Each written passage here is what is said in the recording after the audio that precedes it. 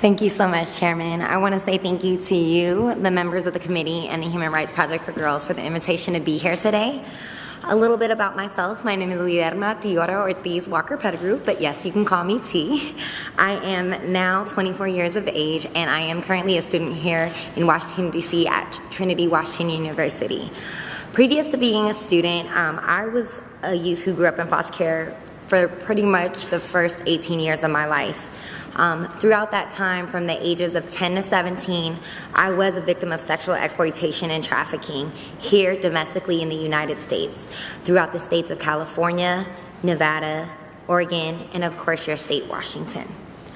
I'm here to tell you why I and other youth in foster care are rendered more vulnerable to be sexually trafficked. So first of all, we accept and normalize being used as an object for financial gain. We also experience various people who control and come in and out of our lives. We lack opportunities to gain meaningful relationships and positive attachments. And the traffickers, exploiters, and pimps, I use this term interchangeably in my testimony as they all mean the same thing, have no fear of punishment due to the lack of attention when young people from this population go missing. In addition, the life instability makes it easier for exploiters to hide their involvement, which continues to perpetuate the foster youth population's vulnerability. So how do we accept and normalize being used as an object for financial gain?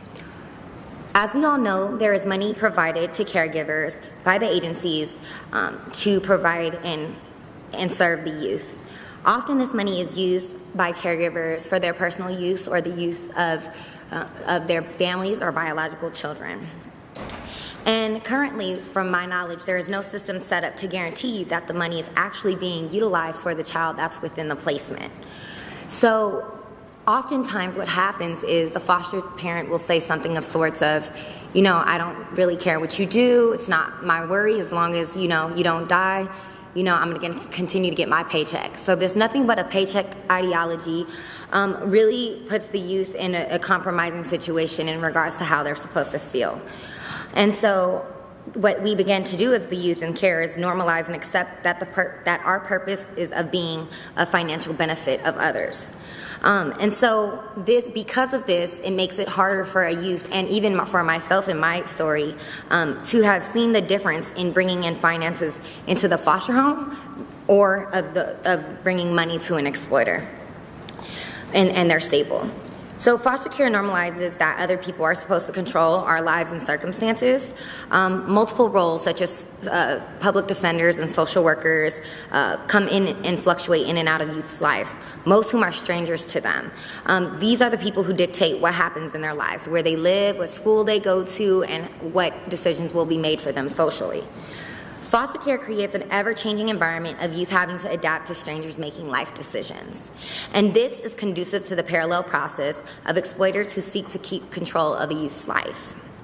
We also lack opportunities to gain meaningful relationships and positive attachments. How this plays out is for others and for myself, opportunities to build these skills such as problem solving or for what it means to reconcile after an argument are denied, and instead we are just moved to another placement. For myself, as unfortunate it is to say, due to the over 14 plus placements I've endured, the most consistent relationship that I ever had while in care was that of my pimp and his family. Like me and many other youth in care, we become accustomed to being isolated, much like the victims of domestic violence, by adapting to multiple moves from home to home. This allows us to easily adapt to when traffickers move us multiple times from hotel to hotel, city to city, and or state to state. And these exploiters go without fear of punishment due to the lack of attention when young people from this population go missing. No one looks for us. I really want to make this clear. No one looks for us. No one keeps us on their radar. The system just makes no effort. There are no Amber Alerts, no posters when youth from the foster care system go missing. And oftentimes, group homes will avoid reporting youth missing due to interrupting payment.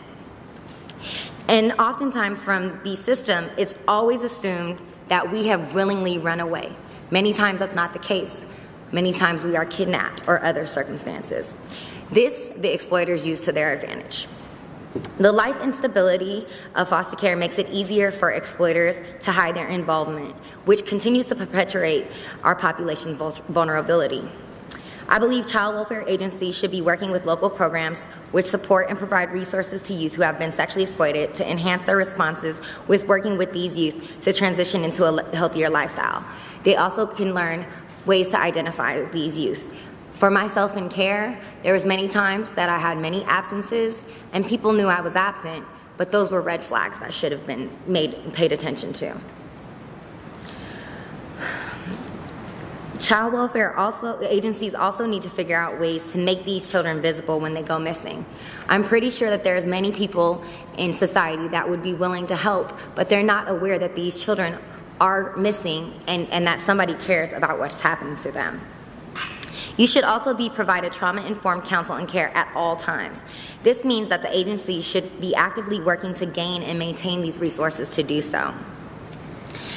And in addition, I believe cell phone hotlines or other ways to respond and interact with these youth when they reach out should be developed. These youth also need to be actively involved in the decision-making process of their life and their circumstances. I feel that in California, they have meetings called TDMs, which is teen decision-making meetings, and New York also have something along the same processes called family team conferences. These are great examples of youth involvement as they have the youth and their families come together, and this is families both biological and created come together to make decisions about placement, choices, and things of that sort. You should have a constant ally throughout their time in care, as it is a great resource that some agencies do work with mentorship programs. Oftentimes the mentoring goes uncontinued if the youth is not in placement. So I believe that these youth should be provided a constant ally throughout their time in care, and this person should be available whether or not the youth is currently in placement. This also helps in regards to when the youth are on the streets or in the process of being exploited. And lastly, we need to ensure that these conversations are actually followed with federal actions from the input received here today. And in addition to all that I've stated here, I also serve on the National Foster Care Youth and Alumni Policy Council, and we've also been actively working to provide recommendations to address this issue amongst this population. So I want to say thank you again, Chairman, members of the committee, and the Human Rights Project for Girls, and the audience for taking the time to receive my contributions. Thank you to all who work on behalf of these children. You are all appreciated with all you do to end the vulnerability of all children.